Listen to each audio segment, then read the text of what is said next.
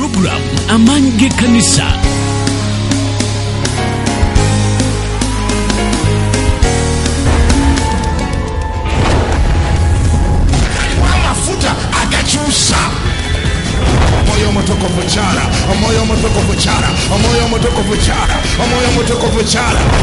Prayer approach to work because everybody likes friends.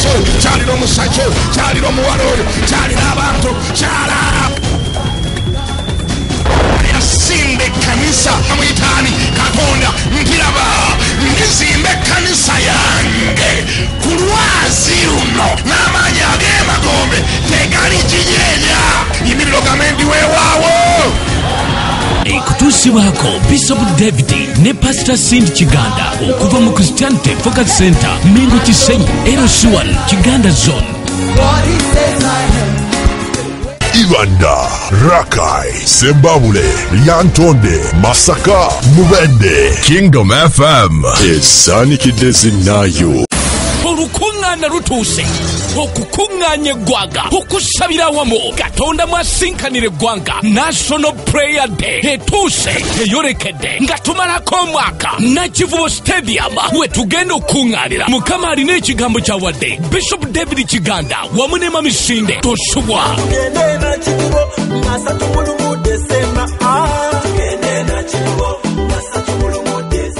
Zino ze programu zaffe eza buli wiiki wano ku Christianity Focus Center buli lwa Sunday okuva ku ssaawa 12 mpaka ku ssaawa 2 ez'okumakya ebeera Bible School okuva ku ssaawa 2 n'eddakiika 10 ebeera Morning English Service. Olwo ku ssaawa 4 mpaka ku ssaawa 8 n'ekitundu ebeera Main Service. Ku ssaawa 10 mpaka ku ssaawa 1 ebeera Deliverance Service. Midweek Service buli lwa kusatu okuva ku ssaawa 11 n'ekitundu mpaka ku ssaawa 2 ez'ekiro. Lunch Hour Service Monday mpaka lwakutaano okuva ku ssaawa 6 mpaka ssaawa 8 Kasero ku Lunch Hour Building opposite Nalu Arcade. Tusange Mengo Kisenyi LC1 Kiganda Zone Christianity Focus Center, the solution ground. It is written, man does not live on bread alone, but on every word that comes from the mouth of God.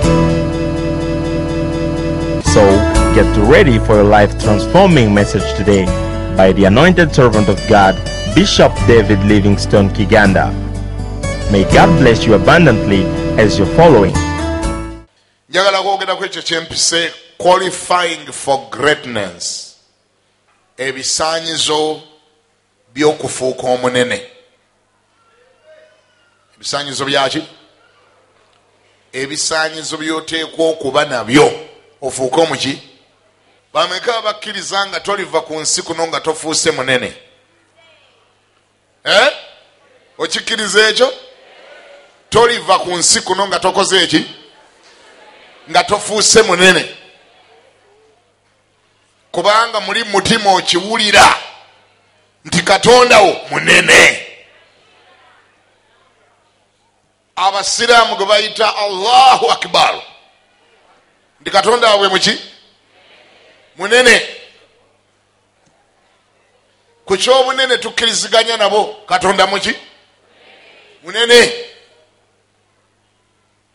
Era bwe yali annyonnyola obunene bwe yatuuka n'okugamba nti nnyumba ki gye muli nzimbira mmwe?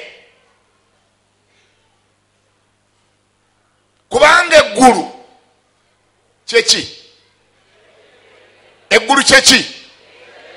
Eggulu y'entebe yange.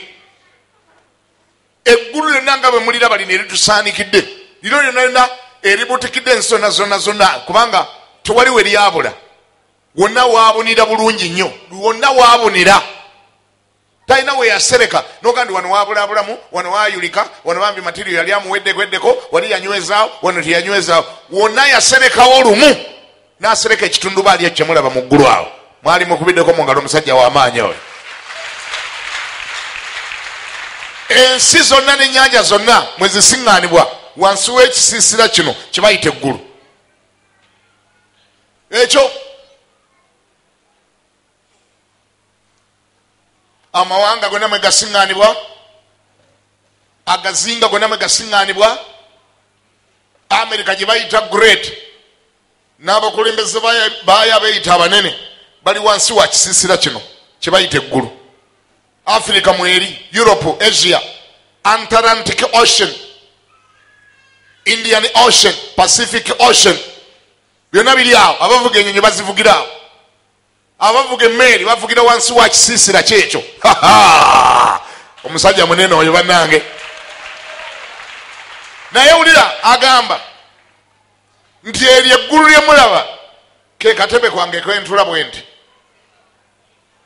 atulako butuuzi gwe tulyako akatebe kwotudde nga ne bwokalaba kwoli lyeggulu ye kwatula bwati bw'abayagala okutulamu kwatula bwati mwene mubeera eri wansi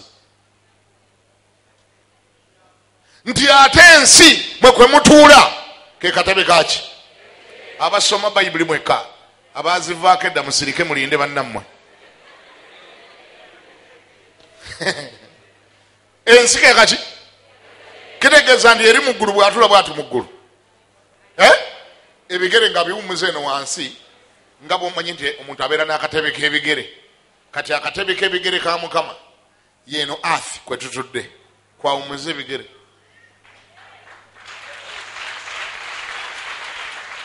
wangi ekyo yakyogera kutunnyonnyola bunene bwe gye bukoma munene okwenkana awo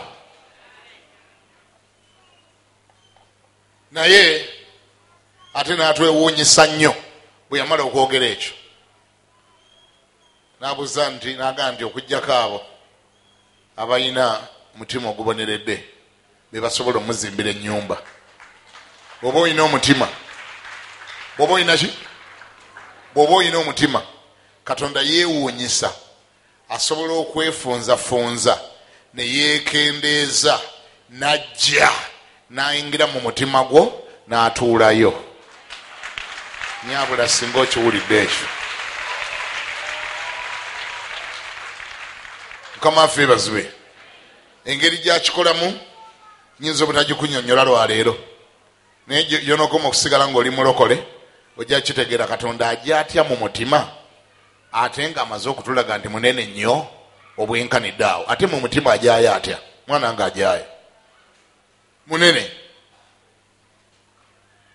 Katonda oyo omunene abamukkiriza nabo bafuuka banene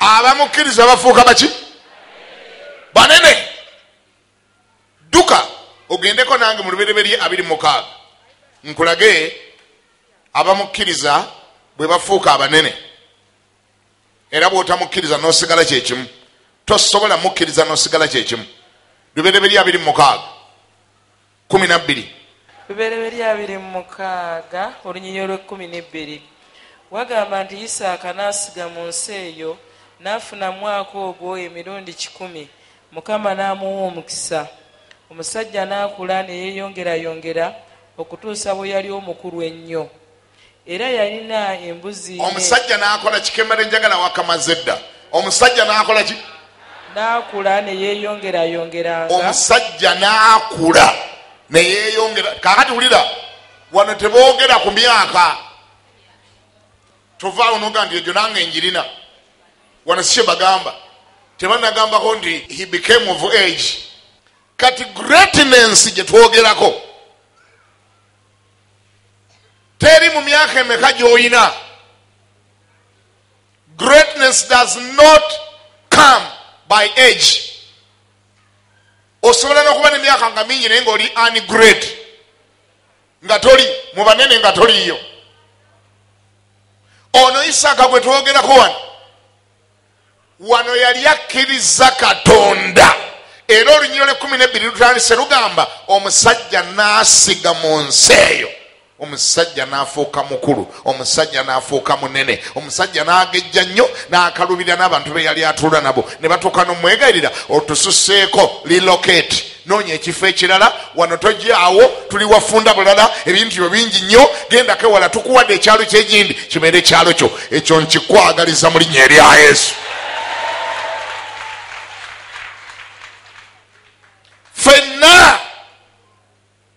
fenna tusobola okujja mu bracket ey'aba great katuddayo mu Luka eyo greatness yenjogerako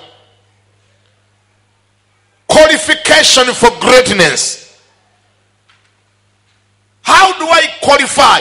Nsobola ntya okusaanira, nsobola ntya okufuna ebisaanyizo, nange nenyingira mu bracket, nange nenyingira mu saako, nange nenyingira mu abo abanene abalina ebinene, abakola ebinene, nenva ku nsi kuno nga nange nali njogerwako nti nagulumizisa Katonda kubanga nali mu bulamu nga saali mutono nga nali omu ku abo abanene. Ate ono yekka gwe nkulaze sinnakulaga taata we Ibulayimu obudde bwe butabaddeyo. Abraham was also great.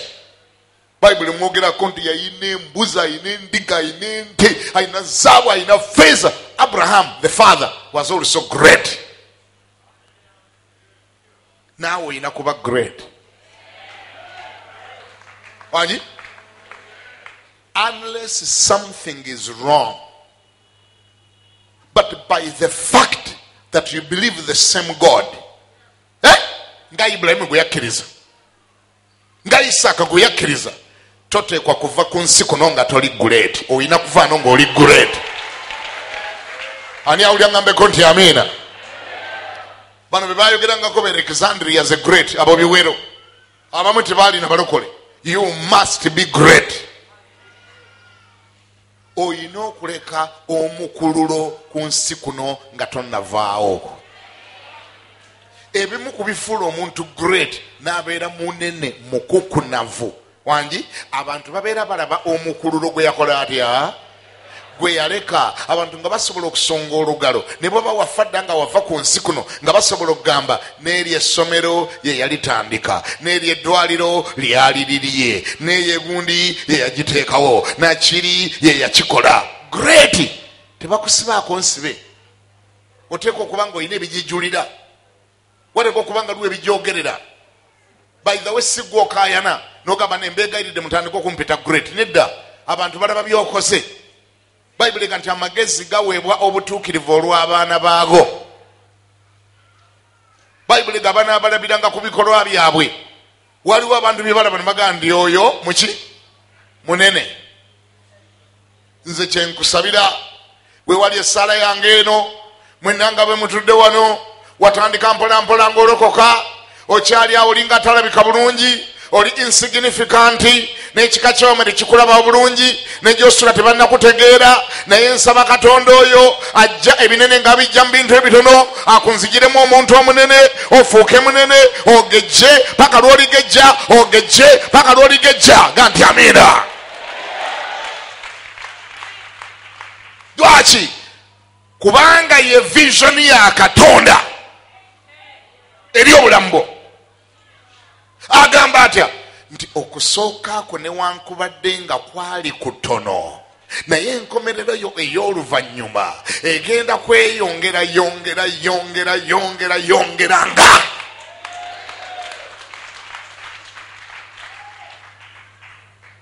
Katonda bwaddira yali omutono n'amufuula omunene. Bwe bumu ku bukakafu bw'aba nabwo obukakasa nti wama Katonda ye Katonda ageza abantu. Nolwekyo your God's project oli project ya Katonda gyali mu kukolako era gyayagala okweyambisa okukakasa abantu nti ye Katonda azaaza ebinene ng'abijja mu bintu ebitono. Kale singa engalo sibadde empangise nga zibadde zizo. Gambako nti kiki kyenjogerako olwaleero kituufu ffenna tukkiriziganyiza that we are called for greatness. We were called for greatness. We are candidates of greatness. We are heading to greatness. It is God's dream and vision for us to be great. That is his heartbeat. Ekyo kyatwagaliza, kyayagala kibeere, kubanga kyekijjayo obunene bwe, kyekijjayo bwa Katonda bwe, kyekijjayo amaanyi ge, kyekijjayo ddala nti wamma ddala ye Katonda. Ekyo si kyakubaganyako birowoozo nga mbero yakulina entondaba wano. Mugaye entondaba wano. Oba ontegeera oba tontegeera. Ekimu ku byandeeta wano. Lwaki nalokoka? Lwaki ntudde mu kkanisa eno? Ndi omu ku bayite be baayita okufuuka abanene. Essaawa yonna netegereza mugambe ndi netegereza ekyandeesa wano ekintuuziza wano nayitibwa Katonda afuula abanene nanga nfuula omunene alyoka akakasa ensi nti ye Katonda afuula abantu abanene. Engalo baza Yesu kube n'okunoga zinoge. Mwongereko na kano mugambe, mwongereko kano mugambe nti ate sisaaga kubanga ayampita mwesigwa n'okukola yalikola.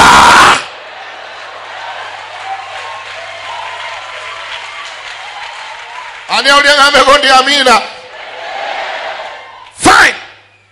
Making you great, that is God's dream. Making you great, that's God's vision. And that is his responsibility. Because you are his project. Only project here. Na ye gwe nga gwe party yo yeriwa okufuula omunene ekyo kya Katonda. Na ye gwe nga gwe, what is your responsibility into this? Gwoyina kukola ki? Gwe party yo yeriwa gwoyina kukwatawa kubanga ng'olulala bwe nabasomesa wano mu buli kyonna Katonda kyagenda okukola wangi mulimu paati yo mulimu ne paati ye mu buli kyagenda okukola.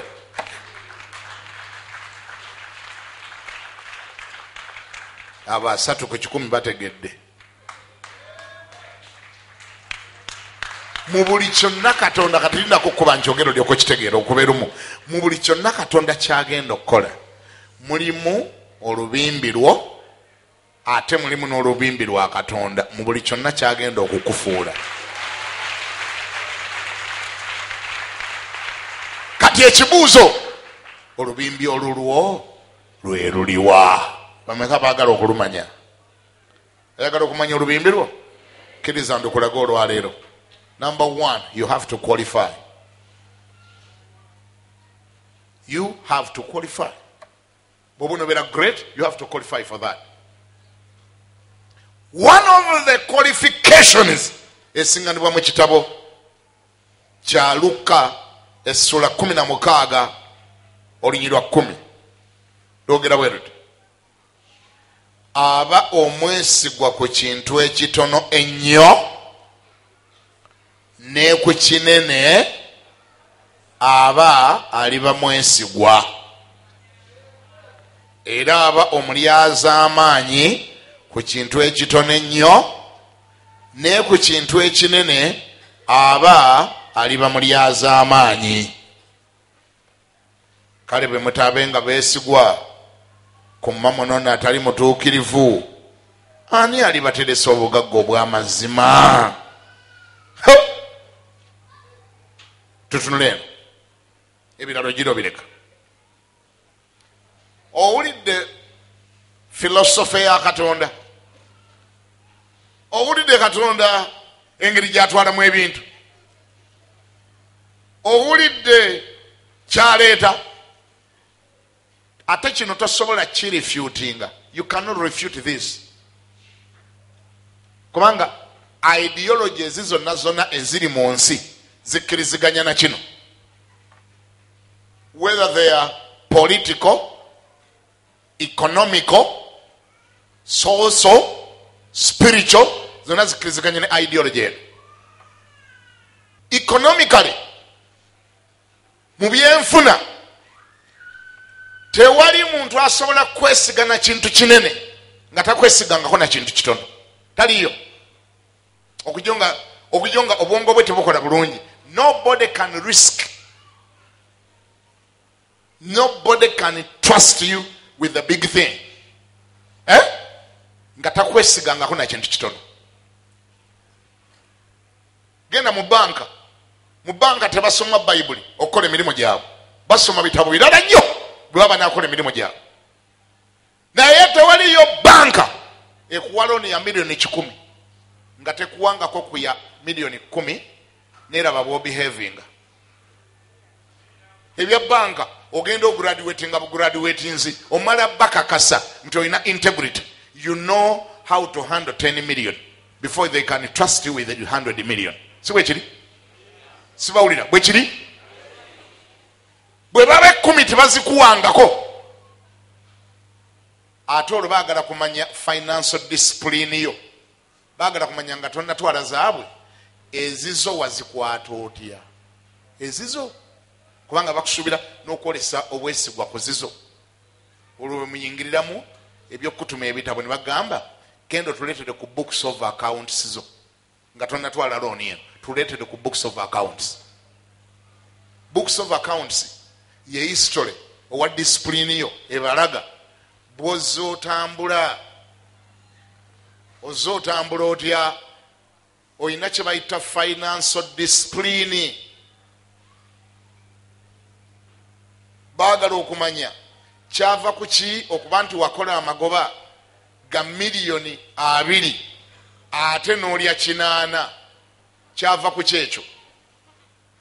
Kyekimu ku bibatyemula omutima okuwulira ndi wakola miliyoni 2 ate wasasanya 8 bagandi eno disaster, ono talina discipline ono bwomuweezizo be bano bowa looni ya miliyoni 5 n'omuwola miliyoni 5 n'akeera Dubai n'asooka yeesala hipsam n'agaka nsooke nziguleko laavu 4 ekisiraani ky'ekika kyewaffe kisooke kiveewo. Kulono banakitegeera nti Mukama asumulula abantu be, engeri gye nasasula eyo tujja giteesaako luvannyuma, naye kansooke nsimbuliza ekisiraani kino.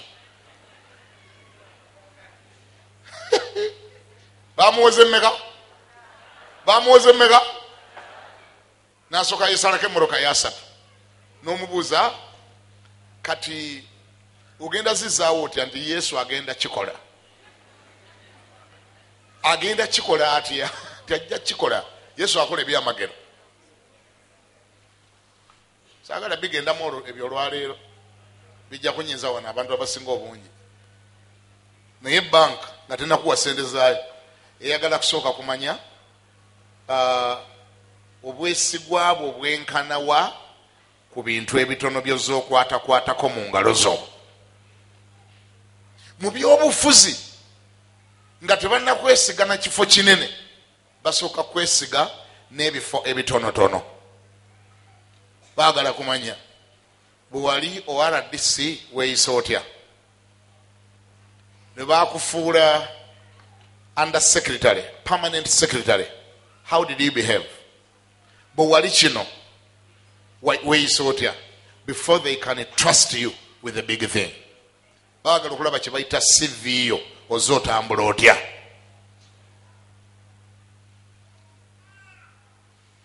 Yemuli eyo mu by'obuweereza mwana wange naye Katonda bw'atyo. Katonda tewaliyo muntu yenna gwe yayita mu kifo kinene nga tamwetegerezangako bw'azaatambula mu kifo ekitono gye yasookera. Genda mu Bayibuli yo gikebere bulungi. Ani gw'oyagala okwogerako mu Bayibuli wano nga tebamwesigangako na kintu kitono ne balaba bwa behavinga ne baleka bamwesiga n'ekinene? Ali luddawa? Yusufu yasookawo Potifari n'akola management and administration mu nyumba ya Falaawo. Buli muntu n'agiweera obujulizi. Bwe yatuuka mu kkomera, he did the same. Mukama n'alyoka amugamba, you have qualified for a big chair. Ogenda mu lubiri ewa Potifari afuuke prime minister. Yasooka kwekizeri nga he excelled first mu bukulembeze obutonotono bwe yasookeramu. Talk about Moses. Musa, Mukama nga tannamuyitamu gandi nkufudde nabbi wange. Musa yasooka kwolesa obukulembeze obulungi ennyo bwe yali ng'alabirira ente za mukama we Yesero ate sezaala we. Mukama n'amulaba, Mukama n'amutunuulira bw'ayisa ente za Yesero, n'alaba commitment ye, n'alaba performance ye, n'alaba bw'ateeka obudde bwe, omusana nga gwakanga gyali, enkuba ng'etonnya nga gyali ku nte, n'azikongolako enkwa, n'azinaaza eddagala, ne zisula bulungi, n'azitemeranga ebisagazi. Katonda n'abeera impressed. N'agamba, if this younger man can offer such an excellent service to only cattle, what will happen nga mukwasiza abantu bange? Era yali ku nte nga alunda, ne bamuyita, ekisaka n'alaba ekisaka nga kyaka omuliro. Ekisaka bwe kyayaka omuliro, eddoboozi ne livaamu, Mukama n'amugamba nkuyise okubeera omukulembeze w'abantu bange. Ani awulira ngambeko nti amen? Talk about King Saul. Yalabiriranga ndogoyi za kitaawe, n'ayiwamu omutima, ne bwe zaabula n'azinoonya. Yabeerangawo kulewaazo. Mukama n'alaba omutima gwe omugolokofu. Mukama n'alaba hard workingness. Mukama n'abaako byasiimye. And God finally was impressed. N'amugamba gwe nkuyise okubeera kabaka kubanga ekyo kikoze bulungi. I am talking about qualifying for greatness. How do you qualify for greatness? Talk about King David. Yalundanga mbuzi za kitaawe, n'alunda endiga za kitaawe. Mukama n'amulaba bw'azirunze. Mukama n'alaba bw'ayiyeemu omutima. Mukama n'alaba bw'abayunga enkuba etonnya, n'abayo omusana nga gwaka, n'azikongola enkwa, endiga n'azisala ebyoya, n'azisiiga eddagala, ezizadde n'azirabirira, obuzaaliddwa n'abwebagala ku kibegabega. And God got impressed. N'agamba, this is the man I'm looking for. Soko omulabe offer, soko labe care, soko labe care gy'atadde ku ndiga. Oyo bw'omukwasa Isirayiri ajja girabirira bulungi. Namugamba nkulonze okuba kabaka. Ani awulira ngambeko nti amina? Bayibuli egambye bameka abali wano nga mwagala okubeera abanene. Oyagala okubeera omunene? Siwulira, oyagala ebinene? Oyagala okugenda mu binene? Performance gy'olaze ng'oli mu bintu ebitono yekutwala mu binene. Weebale kulaba program amaanyi g'ekkanisa ne Bishop David Kiganda okuva mu Christianity Focus Center Mengo Kisenyi girindirire ku Saturday ne ku Lwokutaano wano ku UBC Woka.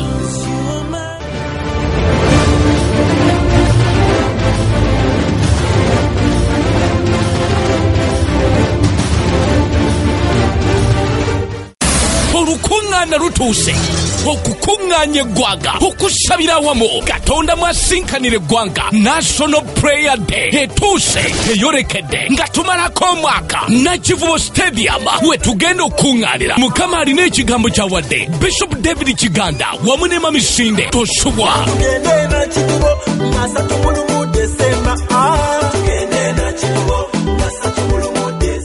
Zino ze programu zaffe eza buli wiiki wano ku Christianity Focus Center buli lwa Sunday okuva ku ssaawa 12 mpaka ku ssaawa 2 ez'okumakya ebeera Bible School, okuva ku ssaawa 2 n'eddakiika 10 ebeera Morning English Service, olwo ku ssaawa 4 mpaka ku ssaawa 8 n'ekitundu ebeera Main Service, ku ssaawa 10 mpaka ku ssaawa 1 ebeera Deliverance Service, Midweek Service buli lwakusatu okuva ku ssaawa 11 n'ekitundu mpaka ku ssaawa 2 ez'ekiro, Lunch Hour Service Monday mpaka lwakutaano okuva ku ssaawa 6 mpaka ssaawa 8 Kasero ku Lunch Hour Building opposite Nalula Arcade. Tusange Mengo Kisenyi LC1 Kiganda Zone Christianity Focus Center, the solution ground. Kiganda, Rakai, Sembabule, Yantonde, Masaka, Mubende. Kingdom FM is Sani Kidezi Nayo.